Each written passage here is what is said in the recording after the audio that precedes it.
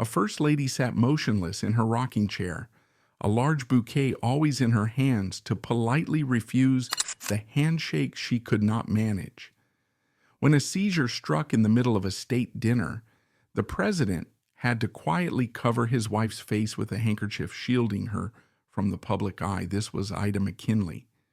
Her debilitating condition, phlebitis, and the profound shock following the deaths of both her children had worn her down, leaving only a faded image of her former self.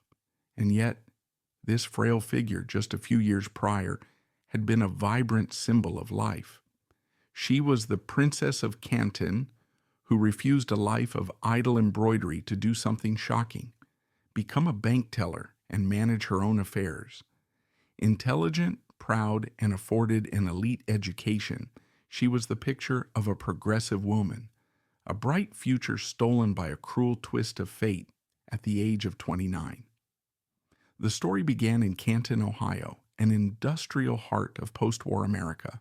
Canton is a boom town, a microcosm of the Gilded Age, surging with the power of railways, new industry, and immense wealth.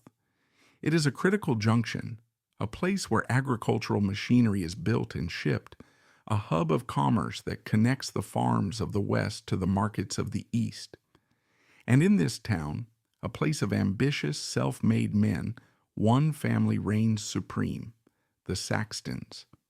Ida Saxton was born on June 8, 1847, into a world of absolute and effortless privilege. She was a true daughter of the new American aristocracy. Her father, James Saxton, was the very definition of a 19th century patriarch, a man whose influence was woven into every aspect of the city. He was the founder and president of the First National Bank, the literal gatekeeper of the town's capital. He was the owner of Canton's leading newspaper, the Ohio Repository, which made him the shaper of the town's public opinion. By 1870, his business acumen had made him the second wealthiest man in Canton, a figure of immense and unquestioned authority. But James Saxton was not a typical Victorian father, not a man who believed his daughters were mere ornaments to be polished and married off. He was, by the standards of his day, a radical progressive. Ohio had long been a hotbed of such thinking. It was a critical state for the Underground Railroad, and the 1850 Women's Rights Convention in Salem had set a precedent for challenging the status quo. James, a product of this environment, possessed a fierce, unwavering belief that his daughters, Ida and her younger sister Mary, deserved the exact same intellectual opportunities as any man. In an era when women were expected to be demure, submissive, and intellectually vacant, James Saxton intended for his daughter to have a mind of steel, and Ida was his star pupil. From her earliest years, she was a magnetic and challenging personality. She was famously strong-willed, charming to a fault, and possessed a restless, incandescent energy. She was, by all accounts, her father's favorite, and he indulged her every intellectual curiosity. Her education was not the typical female curriculum of watercolor and needlepoint, though she learned those too. She was given an education that would rival any man's of her class. Her father sent her and Pina to the finest boarding schools, culminating in her time at the prestigious Brook Hall Female Seminary in Media, Pennsylvania. On the surface, Brook Hall was a finishing school, designed to polish young ladies for entry into high society. But its Quaker-influenced roots ran deeper, and its curriculum was surprisingly rigorous. Ida didn't just skim the surface. She dove into the work with an intellectual hunger. She excelled in French, becoming a fluent speaker. She mastered literature, art, and music. But more startlingly, she excelled in subjects considered deeply unfeminine for the time: complex mathematics and finance. She understood numbers with an intuitive, logical sharpness. She was being groomed not just to marry well, but to think well. She was being molded into a woman who could not only host a salon but also understand the bank ledger that paid for it. In 1869, at the age of 22, Ida and her sister Pina embarked on the ultimate rite of passage for the Gilded Age elite, the Grand Tour of Europe. This was not a quick vacation. It was a 6 to 8 month odyssey, a cultural baptism by fire. The Saxton sisters, chaperoned but given enormous freedom, swept through the continent. They absorbed the art of the Vatican and Florence, the history of Paris, the music of Vienna, and the culture of the great capitals. They traveled by first-class steamship, stayed in the grandest hotels, and saw the very best of what the old world had to offer. But this trip was more than just sightseeing. It was a profound personal awakening for Ida. For the first time, the Princess of Canton came face to face with a kind of systemic generational poverty she had never imagined. The Gilded Age in America was rife with inequality, but the ancient, entrenched class systems of Europe were a different matter. The pivotal moment, the one that would be recounted for decades, happened in Brussels. Ida was taken to see the city's famous delicate lace makers. She was likely expecting a charming artisan shop, a quaint display of local craft. Instead, she was ushered into a horrific, cramped and dimly lit workshop. There she found women and young girls, some as young as 5 or 6, toiling in appalling conditions. They were hunched over their work, their fingers flying, their eyesight failing in the poor light, all for pennies a day. Ida was horrified, but she didn't just turn away with aristocratic pity. In an act that perfectly captured her impulsive, empathetic, and headstrong nature, she took direct action. She used her considerable allowance, a sum that could have bought her fine gowns or jewelry, to buy up large quantities of their lace. This wasn't just a souvenir purchase, it was a direct, personal, and financial act of support. She was, in her own way, trying to buy them a better day. This moment planted a seed of social consciousness, a genuine empathy for the plight of working women that would decades later reemerge in a very unexpected way from a White House armchair. When she returned to Canton, the transformation was complete. She was no longer just a privileged girl. She was a polished, educated, and worldly woman. The town's polite society had a clear and unbending expectation for her. She would settle down, plan elegant parties, manage her father's household, and wait for a suitable, wealthy husband to present himself. Ida Saxton did something else entirely. It was an act so unconventional, so startling, that it caused a scandal in Canton's elite circles. She announced to her father that she was bored. She was tired of embroidery, bored with planning teas, and utterly uninterested in a life of wealthy leisure. She wanted to work. But James Saxton, ever the progressive, was secretly delighted. He didn't just approve, he gave her a job that would leverage her most unfeminine skill. He didn't give her a symbolic secretary role or a position at his newspaper. He put her in the heart of his empire, the First National Bank. So every day, the wealthiest, most eligible, and most talked about woman in town would pin up her fashionable hair, walk past the astonished gazes of the city, and stand behind the brass grill of the teller's window. She handled transactions. She managed ledgers. She dealt with businessmen, farmers, and shopkeepers. And she was, by all accounts, exceptionally good at it. She was sharp, meticulous, and understood the intricacies of finance better than most of the male clerks. Her father, the bank president, trusted her so implicitly that when he was away on business, he didn't leave a male vice president in charge. He left Ida. At 23 years old, Ida Saxton was, in effect, one of the first female bank managers in the United States. She had her own career. She earned her own money. She possessed a fierce, tangible independence that was almost unheard of for a woman of her time and class. Her future seemed limitless. She was the Gilded Age equivalent of a modern empowered woman, a shining, dazzling example of what was possible when intellect and ambition were allowed to flourish. And it was there, from her powerful and unconventional position behind the teller's window, that she caught the eye of a promising young lawyer who had just moved to town. He was a decorated Civil War hero, quiet, kind, and intensely ambitious. He would often come to the bank, and while he was there on legal or financial business, he found himself increasingly drawn to the brilliant, spirited woman behind the counter. His name was Major William McKinley. The meeting at that bank window was the spark. The romance between Ida Saxton, the brilliant heiress, and William McKinley, the quiet war hero, became the talk of Canton. On the surface, they were opposites. She was a fiery, impulsive whirlwind of energy, while he was preternaturally calm, methodical, and patient.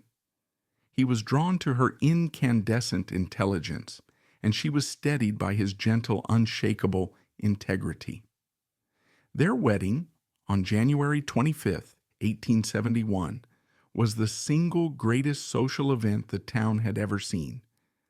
They were the golden couple, destined for greatness.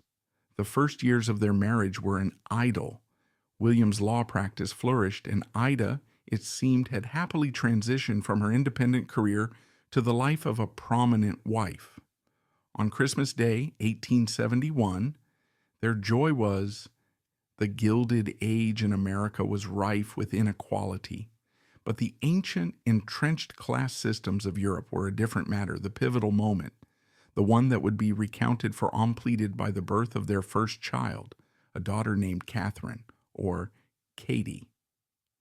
As 1872 dawned, Ida McKinley had everything a woman could possibly desire. As 1872 turned into 1873, Ida McKinley's world was one of domestic bliss, centered on her adoring husband and their bright, beautiful daughter. Katie Williams' political star was rising, and Ida was the perfect partner, intelligent, socially graceful, and the mistress of a happy home. She soon found herself pregnant for a second time. Their golden life seemed to be unfolding exactly as planned, a perfect fusion of love, ambition, and family. And then in the spring of 1873, the storm broke. It did not begin with a whisper. It began with a crack of thunder. In the spring of that year, Ida's mother, Catherine Saxton, died suddenly. Ida, who was exceptionally close to her mother, was shattered.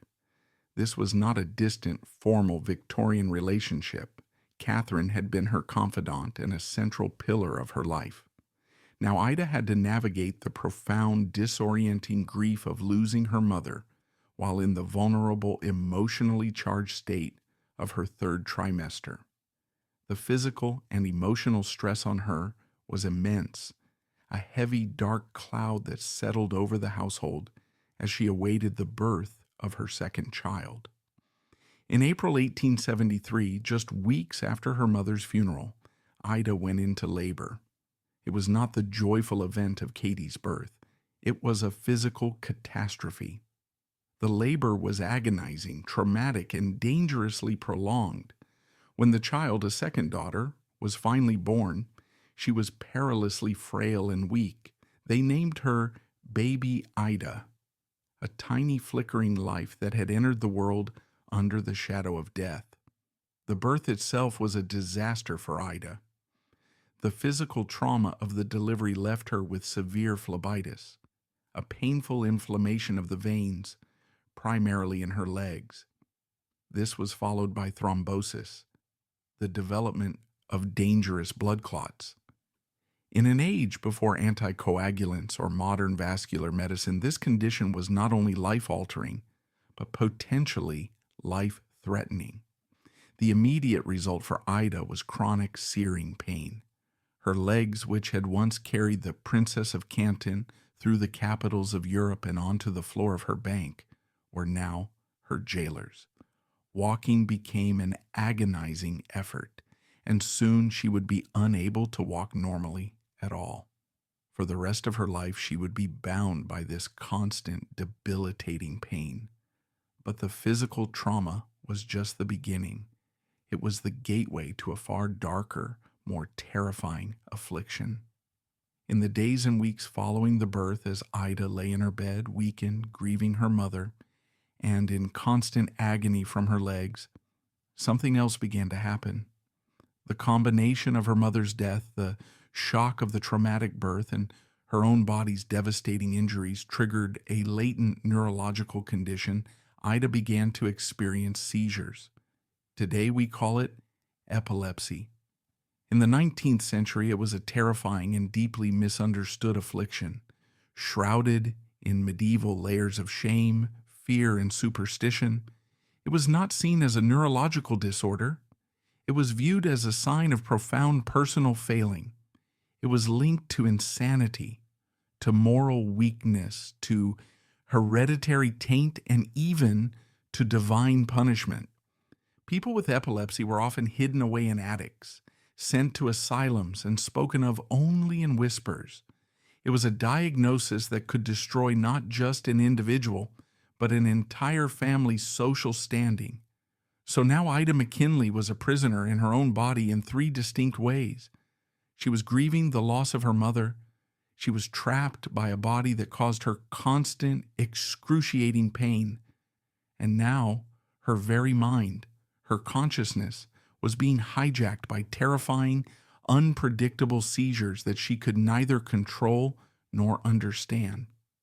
The brilliant, sharp mind that had run a bank was now subject to sudden violent episodes that would leave her unconscious and vulnerable.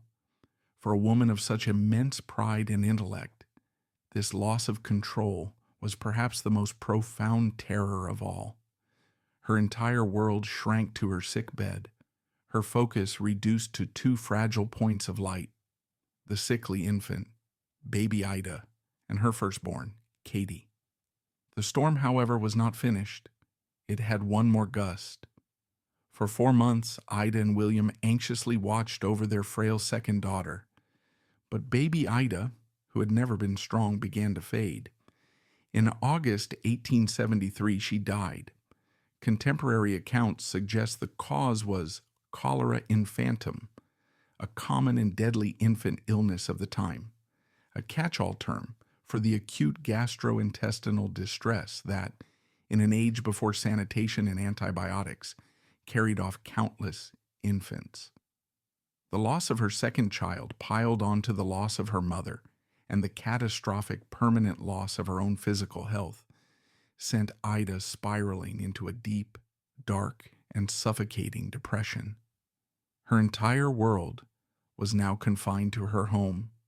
Her days were a monotonous blur, measured in doses of laudanum for the pain, the dread of the next seizure, and a grief so profound it seemed to have hollowed her out completely.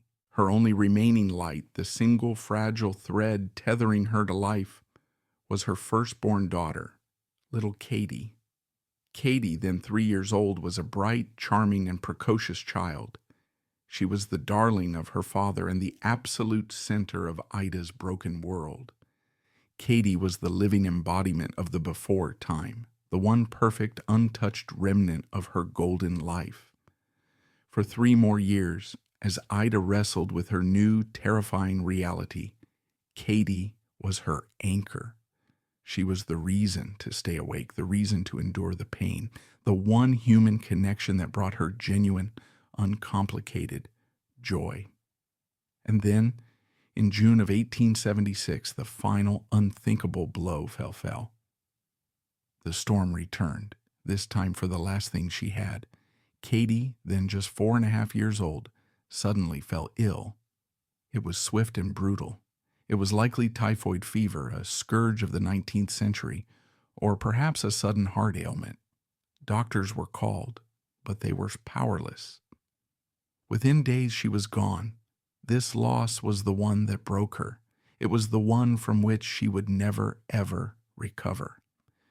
In the span of just 3 years, Ida McKinley had lost everything. She had lost her mother.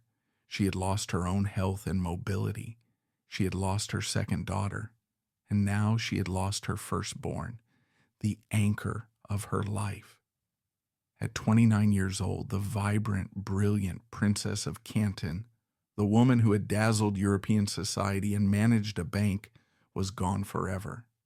She had been erased, systematically destroyed by a relentless barrage of tragedy. In her place was a woman shattered in both mind and body. She was a complete invalid, ravaged by grief, chronic pain, and uncontrollable epilepsy. She retreated entirely from the world, from a society she could no longer navigate. Her life contracted to the four walls of her room, where she spent her days in a blue velvet rocking chair, clutching her Bible, her constant companion. She became a permanent ghost in her own home, a fragile, sorrowful figure waiting for a life that was already over. The total collapse of his wife would have broken a lesser man. It would have sent many men of that era running into their careers, into the arms of other women, or into their own private despair. For William McKinley, it did the opposite. It defined him. His political ambition was immense. He was already a rising star, and he would soon be elected to Congress, then governor of Ohio, and eventually President of the United States. But from 1876 onward, all of that ambition was built upon a foundation of one unwavering, non-negotiable priority: the care of his wife. He never, not once, treated her as a burden. He never, not once, hid her away in shame, as was so common for the time. In his eyes, she was not the invalid the world saw. He looked at the frail woman in the chair and still saw the brilliant, fiery, intelligent girl he had fallen in love with at the bank. He saw the woman, not the illness. His devotion to her became the central, organizing principle of his life. This devotion was not for show. It was a deeply private, daily practice. Ida spent most of the next 2 decades in that blue velvet rocking chair, often positioned by a window where she could watch the world she was no longer part of. William structured his entire life, his entire career around her. When he was elected to Congress and they had to move to Washington, D.C., he did not leave her behind in Canton. He brought her with him. He meticulously arranged their hotel suite so that he could see her window from his office at the Capitol. He learned to read her moods, to anticipate her needs, and most critically, to sense the onset of her seizures. This devotion became legendary when he was elected governor of Ohio.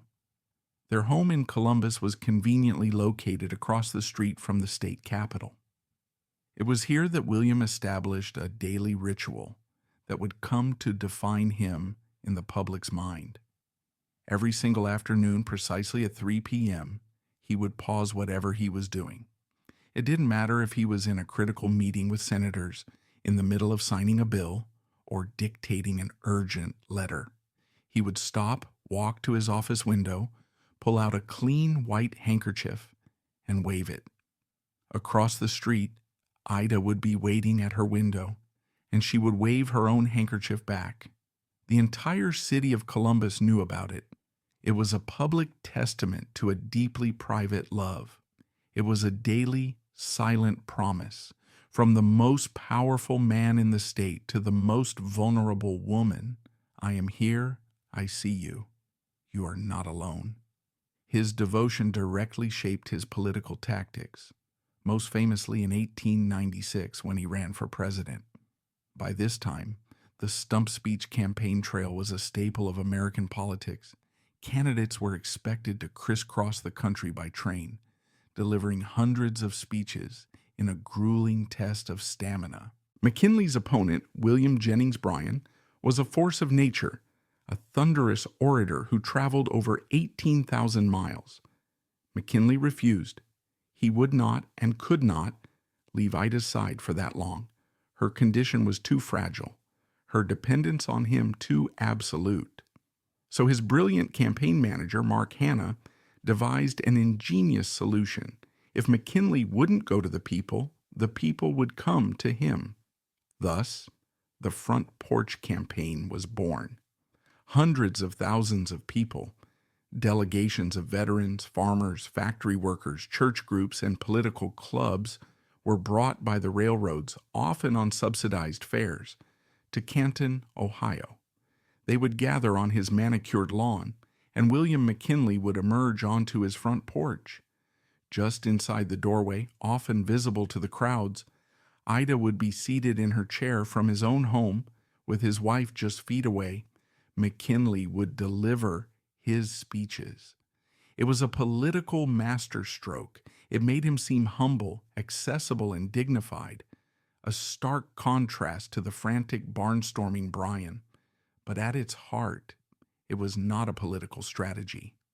It was the strategy of a husband who refused to leave his wife. His devotion, which was never a political calculation, became his single greatest political asset. It projected an image of loyalty, character, and profound decency that resonated deeply with the American people. And what of Ida during these years? She was not just a passive object of care. Her mind, when not clouded by seizures or the laudanum she took for her pain, was as sharp as ever. She had to find a way to channel the restless, nervous energy that had once managed a bank. She found it in crocheting. She became obsessive, funneling her grief, her anxiety, and her idle hours into a single repetitive and productive task, making slippers, not one or two pairs, not a few dozen, thousands. Historians estimate that Ida McKinley crocheted anywhere from 3,000 to over 10,000 pairs of slippers in her lifetime. This wasn't just idle women's work. It was her own unique form of public service, her only way to connect with the world she had been forced to leave. She donated them all. They were auctioned off for charity. They were given to veterans of the Civil War, both Union and Confederate, a gesture of national healing. They were sent to orphanages and hospitals. It was her own private industry, a defiant act of purpose from a woman confined to a single chair. The tragedies for the family were not over. In 1898, while McKinley was in the White House, Ida's black sheep brother, George Saxton, a notorious playboy and bachelor, was murdered on the street. The ensuing investigation revealed a sordid world of illicit affairs, and his mistress, Annie George, was put on trial in what became the trial of the century for Ohio. The President of the United States, in the midst of the Spanish-American War, was now forced to manage a scandalous, headline-grabbing murder trial involving his own brother-in-law for Ida. It was yet another agonizing public trauma. But through it all, William was her rock. Theirs was not a storybook romance. It was not the fiery passion of their courtship. It was a partnership forged in the fires of absolute, unimaginable catastrophe. It was a love defined not by passion but by a patience, endurance, and a loyalty that stunned all who witnessed it. That determination, forged over 2 decades of pain and patience, was about to be tested on the world's biggest stage. When the McKinleys prepared to move into the executive mansion in 1897, Washington, D.C. was rife with speculation and anxiety. The nation had a first lady who could not stand, who was prone to terrifying fainting spells, and who had been a near recluse for years. The rigid, demanding social protocols of the White House were not built for fragility. But the White House had also never seen a partnership like William and Ida's. They would not hide or retreat. Instead, they would rewrite the rules of the presidency itself, beginning from their very first state dinner. When William McKinley won the presidency in 1897, the nation was apprehensive, and Washington, D.C.'s high society was positively scandalized. The role of the First Lady, while unofficial, was socially all-powerful. She was the nation's hostess, a symbol of domestic grace and physical stamina. The job required hosting lavish state dinners, greeting thousands of guests, and, most punishingly, standing for hours in grueling reception lines. How could this woman, this known invalid who spent her days in a chair, this figure of whispered tragedy, possibly perform these demanding duties? It was a job that would exhaust a perfectly healthy person. For Ida, it seemed impossible. The press and the political elite braced for a reclusive, invisible First Lady, a social void at the center of the administration. Ida, however, with her husband's unshakable support, was determined to try. She had not been the Princess of Canton for nothing. She still possessed an iron will, a keen social intellect, and a deep-seated pride. She would not be hidden away. What followed was a first ladyship that broke every rule, upended every tradition, and, in its own quiet way, revealed her hidden strength and the extraordinary nature of her marriage. The most glaring break with tradition happened at the McKinleys' very first state dinner. Protocol was rigid and unbending. The President and First Lady were to sit at opposite ends of the grand table, each hosting their respective half of the assembled dignitaries. President McKinley refused. He issued a new, unshakable rule. His wife would always be seated directly to his right. This was, on one level, a shocking breach of etiquette, a gasp-inducing moment for the arbiters of Washington society. But everyone understood precisely why. He needed to be close to her. He needed to monitor her, to be her anchor, to be there when the inevitable happened. The seizures, which the press delicately and euphemistically referred to as her fainting spells, did not stop just because she was in the executive mansion. They were a constant, unpredictable threat. They would happen in the middle of lavish dinners, surrounded by foreign ambassadors, senators, and cabinet secretaries. And William McKinley, in what became a practiced and heart-stopping ritual, would handle it with an absolute preternatural calm.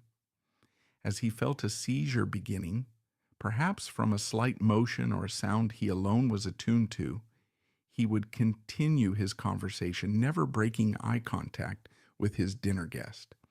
Then he would calmly, almost casually, take his large white handkerchief or a napkin from the table and gently drape it over his wife's face.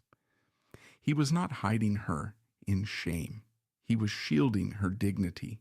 He was protecting her from the prying public gaze as her face contorted in the throes of the grand mal seizure. He would let the seizure pass, a silent, terrible moment suspended in time, all while the state dinner continued around them. When it was over, he would quietly remove the napkin. Often, Ida, with no memory of the event, would simply resume her conversation as if nothing had happened. The guests, following the president's extraordinary lead, learned to do the same.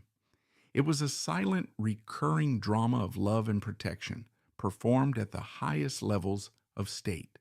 For the grueling reception lines where she was expected to greet thousands of guests, standing was an impossibility.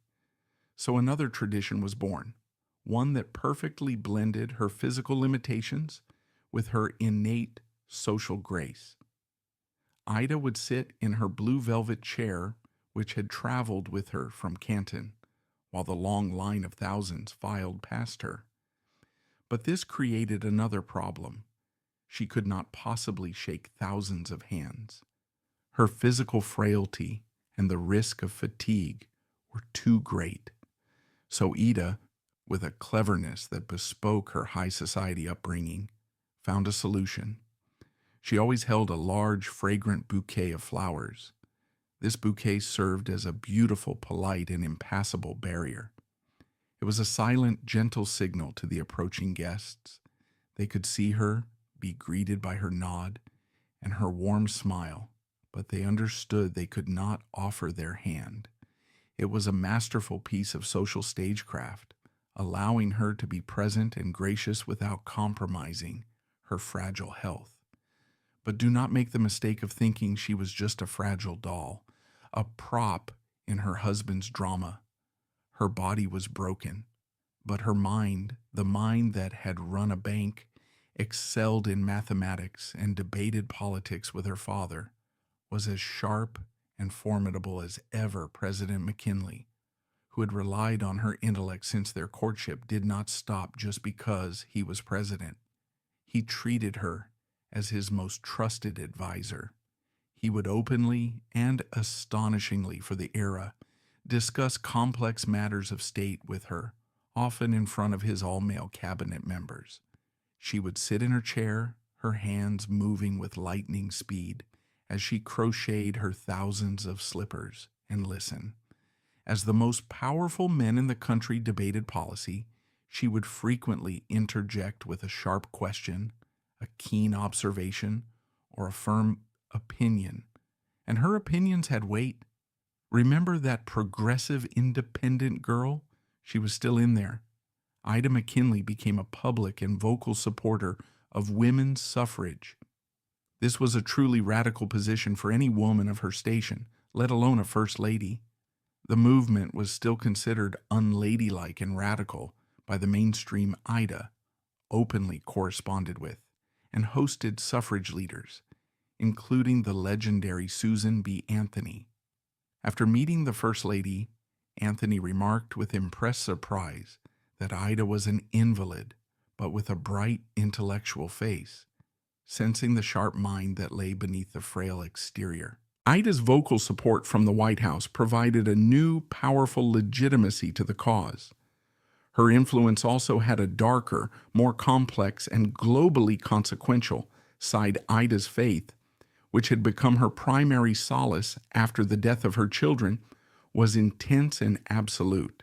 She was a devout, fervent Methodist.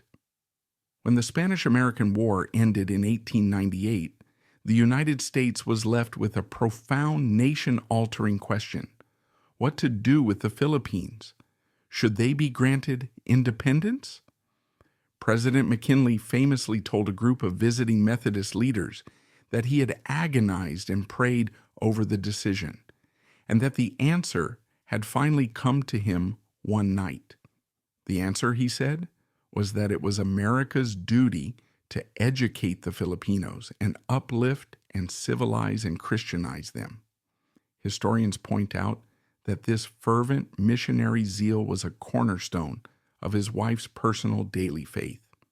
Ida's passionate belief in Christianizing the little brown brothers of the Philippines is considered a significant personal factor that pushed her husband toward the final, controversial decision to annex the islands.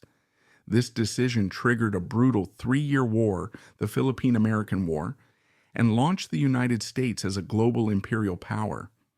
Her frailty was her defining public image, but her sharp mind and fervent religious beliefs, whispered from a velvet armchair, helped shape the dawn of the American century. She even claimed a small first for herself, a poignant echo of her adventurous youth. In May 1901, during a presidential tour of the West, her train car was briefly moved across the border into Juarez, Mexico, while the president attended a meeting. This small technical crossing made Ida McKinley the first sitting First Lady to ever visit a foreign country. It was a fleeting moment, but a symbolic one for a woman whose entire world had shrunk to a single room. In September 1901, the McKinleys traveled to Buffalo, New York, to attend the Pan American Exposition, a massive World's Fair celebrating the achievements of the hemisphere.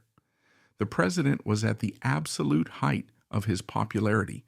Having won a landslide re-election the previous year, the economy was booming, the nation was a new world power, and he was the beloved, decent, and kind man who presided over it all.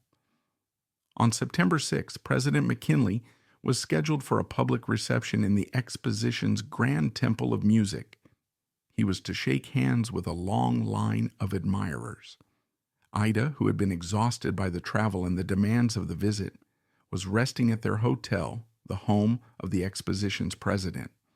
a young anarchist named Leon Czolgosz, his hand wrapped in a handkerchief to conceal a .32 caliber revolver, joined the line. As the president, smiling and unguarded, reached to shake his hand, Czolgosz fired 2 shots at point-blank range into the president's abdomen. When Ida was told the news, her reaction shocked everyone. This woman who lived on the edge of hysteria, who was shattered by grief, whose entire being was defined by her fragility, reacted with an astonishing, preternatural calm. Her entire life for the past 25 years had been defined by his strength supporting her weakness. Now, with him struck down, she found a reserve of strength. No one, least of all her, knew she possessed the roles were, in an instant, reversed. She insisted on being taken to his bedside at the hospital. For 8 agonizing days, as the president hovered between life and death, Ida was a quiet, composed, and steady presence. The shock, it seemed, had numbed her, focusing her entire being on this one final crisis. She was no longer the invalid.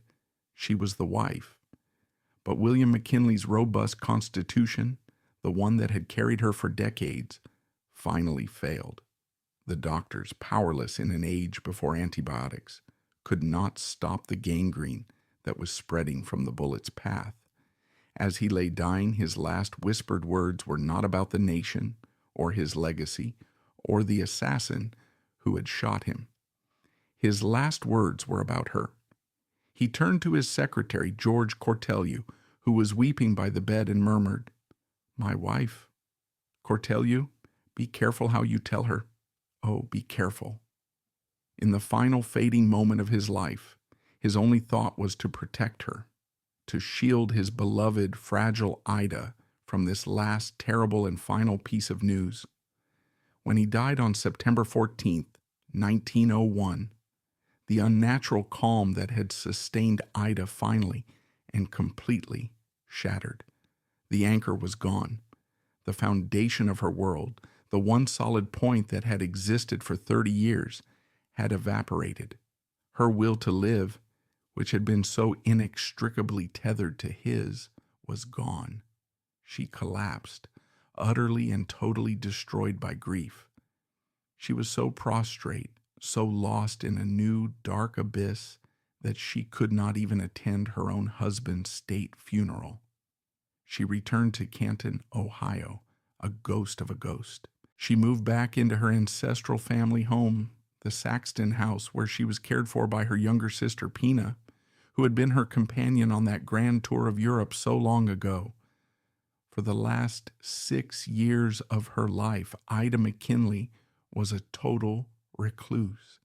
She never left the house except for one journey, repeated over and over almost every single day, weather permitting. She would be driven in a carriage to the West Lawn Cemetery. She would go to the temporary vault where her husband and her 2 little girls were interred. She would sit there for hours, a silent, black-veiled figure, communing with the family that she had lost and that she so desperately, achingly wanted to rejoin Ida. Saxton McKinley died on May 26, 1907, at the age of 59. Her death came just 3 months before the grand dedication of the McKinley National Memorial, the massive domed mausoleum built by a grieving nation for their fallen president. Her final resting place says it all. She was interred in the grand tomb, not alone, but placed exactly where she would have wanted to be. In the center sarcophagus lies William. To his left, in an identical sarcophagus, lies Ida, and to his right, in 2 small alcoves carved into the wall, lie the bodies of their 2 daughters, Katie and baby Ida. The family, so relentlessly and cruelly torn apart by tragedy in life, was finally and permanently reunited in death. So, what is the legacy of Ida McKinley? It's tempting to see her life as just a tragedy, a story of potential stolen, a cautionary tale about the fragility of the human body and mind. And it is, of course, a tragedy. The contrast between the brilliant, ambitious 23-year-old banker and the 29-year-old invalid is one of the most brutal in American history. But to remember her only for what she lost is to miss the point. Her life is perhaps the most profound and public testament to devotion in the history of the White House. The love story of William and Ida McKinley is not a fairy tale. It's not about charming princes or whirlwind passion. It's a story of grit, of patience, and of a loyalty that was forged in the absolute darkest of human experiences.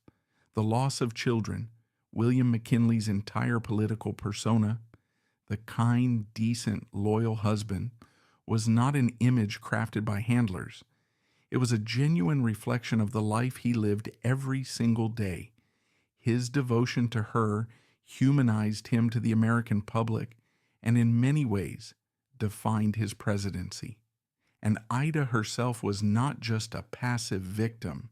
She was a woman who, despite unimaginable daily pain and the terror of her illness, still found a way to serve. She crocheted thousands of slippers for veterans. She used her sharp mind to advise her husband on matters of state, and she wielded her quiet influence to champion a cause as radical and forward-thinking as a woman's right to vote. Her story forces us to reconsider what strength really looks like. It is not always the bold physical strength of her dazzling youth. Sometimes, strength is the sheer, stubborn, agonizing will to endure. It is the will to wake up every morning in a body that has failed you, to face a world that has taken everything from you, and to still, somehow, keep going. In the end, Ida Saxton McKinley's life was like a gilded statue, brilliant and shining, that was struck by a storm and shattered. But it was held together, piece by fragile piece, by the unshakable foundation of her husband's love, transforming her very weakness into an enduring public symbol of loyalty that history will never forget.